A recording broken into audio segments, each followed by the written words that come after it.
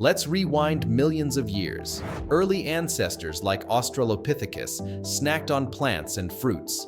But around 3.4 million years ago, something changed. They started scavenging meat, leftovers from big cat kills. Not glamorous, but it sparked a revolution. Fast forward to 2.5 million years ago, enter the Homo genus. These early humans crafted stone tools to slice meat and crack bones for marrow, turning scraps into survival gold. Meat became their superfood, packed with protein, fat, and calories, fueling the growth of our big, hungry brains, which guzzle 20% of your body's energy. But they didn't just eat meat, they shared it. Picture a group around a carcass, breaking bones together.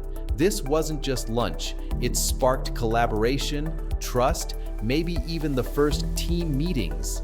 Then, fire.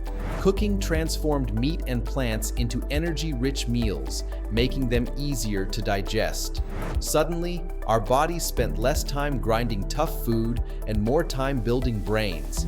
So next time you fire up the grill, remember, that steak isn't just dinner. It's part of an ancient recipe, one that helped cook up humanity itself. Subscribe to International Schooling for more such amazing videos.